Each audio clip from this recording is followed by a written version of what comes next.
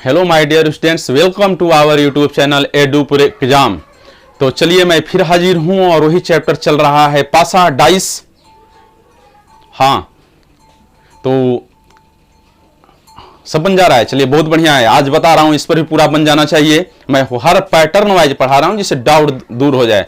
और मैं मिनिमम इस पर 50 से 60 सवाल बताने वाला हूं। जब पूरा पैटर्न पढ़ा देता हूं तो परीक्षाओं में जितने सवाल आ रहे हैं वो सब बता देने वाला हूं, जिससे अब पासा में समस्या न आप जाए परीक्षा में और बिना पेन उठाए तुरंत बना दें। तो चलिए समझते हैं सवाल। मैंने पढ़ाया था यस्टरडे, जब पासे की दो स्थितियां दी हुई हों और उनमें कोई भी सतह समान न हो तो पहली स्थिति के अपोजिट दूसरी स्थिति वाले सारे नंबर होते हैं और दूसरी स्थिति के अपोजिट पहली स्थिति वाले सारे नंबर होते हैं। पर अब यहां थोड़ा सा उससे डिफरेंट है। यहां भी दो स्थितियां दी हुई हैं पर इनमें वन सरफेस सेम है। दोनों स्थितियों में वन सतह समान है। हाँ, बाद में पढ़ाने वाला हूं जब दो सतह समान हो। ध्यान दीजिए, दिया है जब दो स्थितियां दी गई हैं और उनमें वन सरफेस सेम हो तो सेम सरफेस के अपोजिट नंबर बताइए, या जो सरफेस सेम नहीं है उनके अपोजिट भी आपसे पूछ दिया जाता है। तो मैं इस पर आज दो सवाल लाया हूं जो एसएससी सीपीओ में आया था और यूपी बीएड में आया था। तो पहले नियम समझाता हूं तब सवाल बताता हूं जिससे आप अच्छे से समझ जाएं।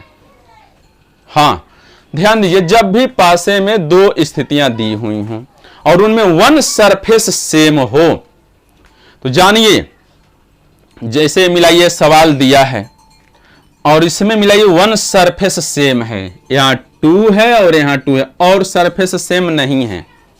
मैं सवाल से नियम समझा देता हूं जिससे दोनों साथी हो जाए।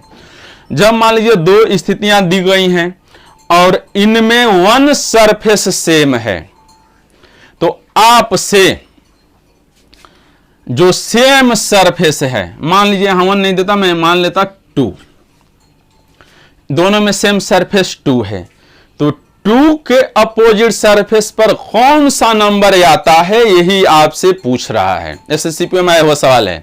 तो ध्यान दीजिए, ऐसे सवाल बनाना है तो हमेशा जानिए, जब भी दो स्थितियां दी हुई हों और उनमें वन सरफेस सेम हो तो हमें टोटल 5 सरफेस दिखाई पड़ती हैं। वन सरफेस सेम है तो बताए हैं पासे में टोटल 6 सरफेस होती हैं और दो स्थितियां दी गई हैं तो उनमें हमें वन सरफेस सेम होने पर कुल 5 सरफेस दिखाई पड़ती हैं। वन सरफेस साइलेंट होती है, छिपी होती है, जो दिखाई नहीं पड़ती है। तो जानिए, जो सरफेस छिपी होती है यानी दिखाई नहीं पड़ती है वह समान सरफेस, सेम सरफेस से अपोजिट होती है, सेम सरफेस के अपोजिट होती है। जो सतह छिपी होती है वो समान सतह के अपोजिट होती है, अर्थात छिपी हुई सतह के अपोजिट समान सतह होती है। बात समझ में आया? जैसे मिलाइए, मैं ये बता रहा हूं इसमें हमें 5 सतहें दिखाई पड़ रही हैं। जब मिलाइए, ये पासे की दो स्थितियां दी हुई हैं और मैंने बताया जब दो स्थितियां दी गई हों और उनमें वन सरफेस सेम हो, दोनों में वन सरफेस सेम हो तो टोटल 5 सरफेस दिखाई पड़ती हैं, वन सरफेस छिपी होती है। मिलाइए, इसमें हमें दिखाई पड़ रहा है 1 2 6 और इसमें 3 5 2 यानी 1 2 3 5 6। मिलाइए 4 इनमें नहीं दिखाई पड़ रहा है। हमें जो सतहें दिखाई पड़ रही हैं इसमें 2 2 बार है, 1 है, 5 है, 3 है और 6 है। हमें जो नहीं दिखाई पड़ रहा है वो 4 यानी 4 छिपा। मैंने बताया पासे में टोटल 6 सरफेस होती हैं तो इसमें 4 छिपा हुआ है। तो जो सतह छिपी होती है, साइलेंट होती है, वह समान सतह के विपरीत होती है, समान सतह के अपोजिट होती है। तो इन दोनों में मिलाइए, समान सतह 2 है तो 2 के अपोजिट हुआ 4। तो आंसर हमारा हो जाता है 4। तो जब भी ऐसा सवाल आए और जब दो स्थितियां दी गई हों और उनमें सेम सरफेस हो, उनमें वन सरफेस सेम हो तो सेम सरफेस के अपोजिट वह सतह होती है जो दिखाई नहीं देती है, जो छिपी होती है। तो यहां सेम सरफेस 2 है तो इसके अपोजिट छिपी हुई सतह हुई 4, अर्थात छिपी हुई सतह के अपोजिट वह सतह होती है जो दोनों में समान होती है, यानी 4 के अपोजिट पूछता तो 2 हो जाता है, और 2 के अपोजिट पूछता तो 4 हो जाता है। अब डाउट स्पष्ट हुआ? हाँ, तो ये बात है। अब इसी पर सवाल, मान लीजिए सेम सरफेस के अपोजिट पूछ रहा था, तब तो हम बता दिए भैया छिपी हुई सतह जो होती है वह सेम सरफेस के अपोजिट होती है। परंतु हमसे ये सवाल यूपी बीएड में आया था, इसमें पूछ रहा है, प्रश्न सेम था, बस नंबर उसमें सेम सरफेस के अपोजिट पूछा है, इसमें सेम सरफेस जो है उसके अपोजिट नहीं पूछा है। जो डिफरेंट सरफेस जैसे 3 के अपोजिट पूछ रहा है, विपरीत सतह पर कौन सा नंबर आता है।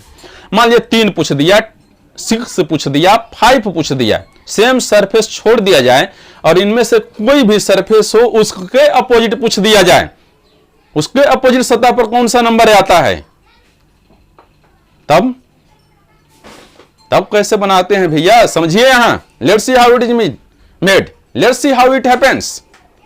तो जान जाइए, हमेशा मैंने बताया है जब पासे में 2 स्थितियां दी हुई हैं और उनमें 1 सरफेस सेम हो तो टोटल 5 सतहें दिखाई पड़ती हैं, और 1 सरफेस छिपी होती है जो सेम सतह के अपोजिट होती है। परंतु हमसे यहां तो सेम सतह के अपोजिट पूछ नहीं रहा है, डिफरेंट सतह के अपोजिट पूछ रहा है, 3 के अपोजिट पूछ रहा है। मिलाइए 3 दोनों में समान नहीं है। तो ऐसा सवाल जब भी आए, जब 2 स्थितियां दी गई हों और उनमें 1 सरफेस सेम हो, तो सेम सरफेस से दक्षिणावर्त दिशा में या वामावर्त दिशा में प्रसार लेते हैं, एक्सपेंशन लेते हैं। हाँ, यदि पहली ला जो स्थिति है, यदि इससे प्रसार दक्षिणावर्त दिशा में क्लॉकवाइज लेते हैं तो दूसरे सरफेस से भी प्रसार क्लॉकवाइज होना चाहिए, तभी आंसर सही मिलता है। यदि पहले से वामावर्त एंटी क्लॉकवाइज प्रसार लेते हैं तो दूसरे से भी प्रसार एंटी क्लॉकवाइज ही लेना है, तभी आंसर सही मिलता है। वामावर्त दिशा में प्रसार लेते हैं दोनों से तब, या दक्षिणावर्त दिशा में प्रसार लेते हैं तब, आंसर हमेशा सेम आता है। तो जब भी ऐसा सवाल है जिनमें मान लीजिए 2 स्थितियां दी गई हों, उनमें 1 सरफेस सेम हो, परंतु हमसे जो डिफरेंट सरफेस है उसके अपोजिट नंबर पूछ रहा है, तो हमें फिर भी सेम सरफेस से ही प्रसार लेना है, क्लॉकवाइज या एंटी क्लॉकवाइज, दक्षिणावर्त या वामावर्त। जैसे मिलाइए, ऐसे जो प्रसार होता है ये दक्षिणावर्त क्लॉकवाइज, तो जब इसे हम दक्षिणावर्त दिशा में प्रसार लेते हैं तो दूसरे पासे पर जो नंबर हैं उन्हें भी दक्षिणावर्त दिशा में क्लॉकवाइज प्रसार लेना है। जैसे मिलाइए, और प्रसार हमेशा दोनों में जो सेम सरफेस है, सेम नंबर है, उसी से लिया जाता है। तो मिलाइए, दोनों में 2 समान है तो हम पहली स्थिति जो है इसे प्रसार में लेते हैं। तो यहां 2 है, जब इससे हम दक्षिणावर्त दिशा में चलते हैं तो हमारा सरफेस आता है 6, फिर इससे दक्षिणावर्त दिशा में चलते हैं तो फिर हमारा आता है 1। अब नहीं चलते फिर 2 ही आ जाता है, मतलब नहीं है। अब इसमें भी दक्षिणावर्त दिशा में इसे भी घुमाइए, इसमें भी प्रसार लीजिए, यानी इससे इस तरह से, इससे इस तरह से प्रसार होता है, दक्षिणावर्त दिशा होता है। तो जानिए, जो सेम सरफेस होता है तो समान सतह के नीचे समान सतह ही लिखा जाता है, समान सतह के नीचे समान सतह ही लिखा जाता है। तो यहाँ 2 है, सेम सतह से प्रसार लेते हैं तो पहली स्थिति में ए प्रसार लिए हैं तो आया, दूसरी स्थिति में जब प्रसार लेते हैं दूसरी स्थिति से, तो सेम सतह के नीचे 2, इसके नीचे 3 और इसके नीचे 5। मिलाइए, 2 से दक्षिणावर्त चले तो 3 आया, 3 से दक्षिणावर्त चले तो 5 आया, 5 से दक्षिणावर्त चलते फिर 2 आ जाता है, फिर यही आ जाता है, इसलिए उससे लेना जरूरी नहीं है। अब जान जाइए, जिस सतह के नीचे जो नंबर आता है वह उसके अपोजिट होता है। यानी मिलाइए, 6 के नीचे 3 आ रहा है, 3 आ रहा है, तो 6 के अपोजिट 3 हुआ या 3 के अपोजिट 6 हुआ। इसी तरह से